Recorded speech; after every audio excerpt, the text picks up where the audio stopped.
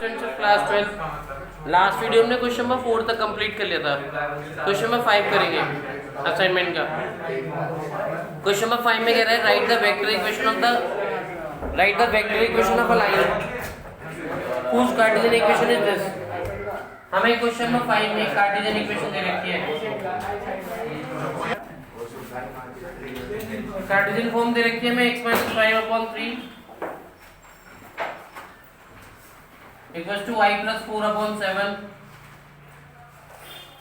equals to 6 minus z upon 4। देखो सबसे पहले हम क्या करेंगे, इक्वेशन को स्टैंडर्ड फॉर्म में लिखेंगे। स्टैंडर्ड फॉर्म होती है x - x1/a y - y1/b z - z1/c। तो यह आ जाएगा आपका x - 5/3 y - -4/7 माइनस कॉमन लेंगे z - 6/4। यह आ जाएगा x - 5/3 y - -4/7 z - 6/4। इसको मैं कंपैरिजन करूंगा, किससे कंपैरिजन करूंगा, x - x1/a y - y1/b z - z1/c।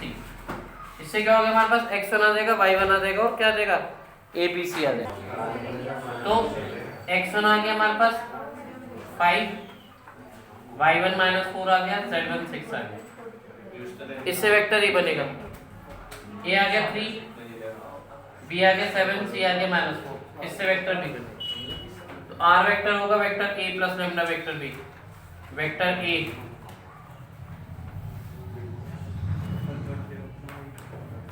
Minus k 4 है j plus 6 k plus lambda vector b.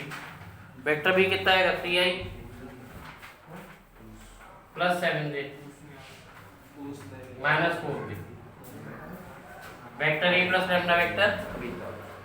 x - x1 कितना आ गया 5 y1 - 4 z1 6 a 3 है b 7 है c - 4 है। Vector a plus lambda vector b, ये आंसर आ गया। इसके बाद हम करेंगे नेक्स्ट क्वेश्चन नंबर 4 तो रह गया था। क्वेश्चन नंबर 4 में कह रहे हैं write the equation of the line parallel to the this line. जब कोई लाइन किसी लाइन के पैरेलल होती है तो उसके डायरेक्शन रेशियो सेम होते हैं और डायरेक्शन रेशियो ABC होते हैं। And passes to the point, इस पॉइंट से पास हो रहा है, जिस पॉइंट से पास होता है वो x1 y1 और z1 होता है। तो नेक्स्ट क्वेश्चन हम क्वेश्चन नंबर 4 करेंगे। पहले देखो क्वेश्चन नंबर 4 में हमें इक्वेशन ऑफ गिवन लाइन दे रखी है, equation of given line. Question number 4 है equation of given line. x - 2 कितना है माइनस के 3 y स्टैंडर्ड फॉर्म में लिख रहे हैं डायरेक्ट माइनस के 3/2 z माइनस के 5/6।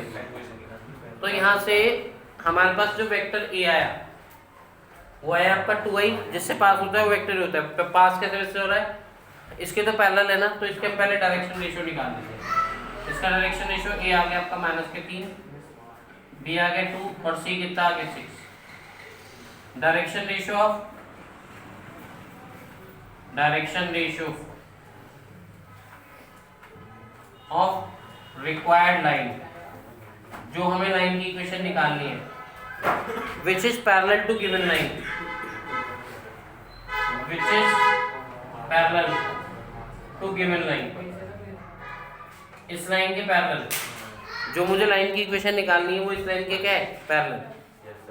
तो अगर कोई लाइन आपस में पैरेलल होती है तो उसके डायरेक्शन रेशियो क्या होते हैं सेम। इस लाइन के डायरेक्शन रेशियो a कितना है b कितना है c कितना है 6। जो लाइन मुझे निकालनी है उसके भी डायरेक्शन रेशियो क्या आएंगे यही है। तो डायरेक्शन रेशियो कितना आ गया माइनस के 3 b कितना आ गया 2 और c कितना आ गया 6। जब कोई लाइन किसी लाइन के पैरेलल होती है तो उसके डायरेक्शन रेशियो सेम होते हैं। इस लाइन के डायरेक्शन रेशियो -3 2 और 6 है। तो जो मुझे लाइन निकालनी है जो इस लाइन के पैरेलल है उसके भी डायरेक्शन रेशियो सेम होंगे। अब वो किस पॉइंट से पास हो रहा है 1, -2, -3 से पास हो रहा है। तो 1, -2, 3 क्या होगा 1, -2, 3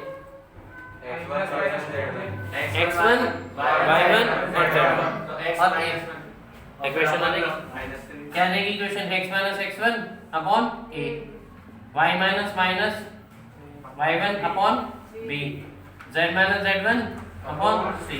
तो आंसर आ जाएगा x minus 1 upon minus 3, y plus 2 upon 2, z minus 3 upon 6 answer. तो आंसर आ जाएगा x minus x1 upon a, y minus y1 upon b और z minus z1 upon c, ये आंसर है।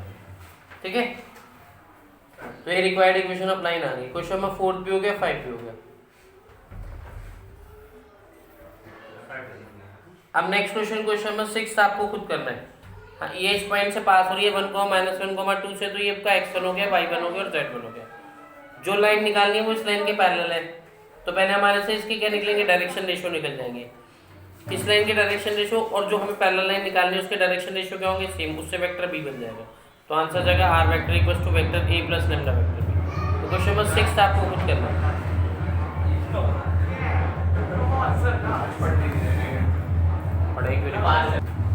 Next question, question number 7।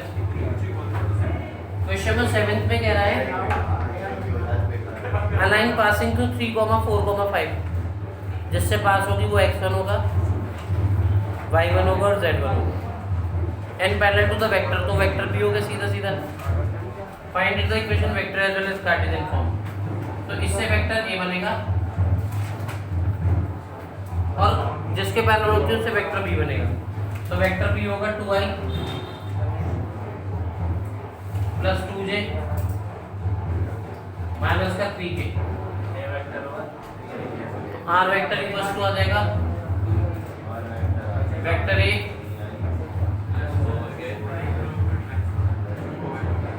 ये vector a आ गया plus lambda vector b, ये वेक्टर b आ गया। जो वेक्टर a होता है उसका हमारे से x1 माइनस z1 आता है। तो x minus x1 a, y minus y1, z minus z1 upon a, b और c, ये आंसर है। Question number 8, the Cartesian equation of the line is 3x plus 1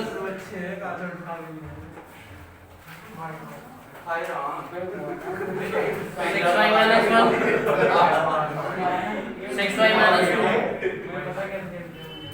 1 minus z। Cartesian equation दे रखी है 3x plus 1 6xy minus 2 और 1 minus z। Find the fixed point through which it passes and its direction ratio and also it's vector equation. देखो पहले से standard form में लिखेंगे। Yes sir, standard form होती है x minus x1 upon a। x के साथ कुछ नहीं आता तो 3 कॉमन लेंगे। कॉमन लेने का मतलब होता है डिवाइड करना, तो आ जाएगा x plus 1 upon 3।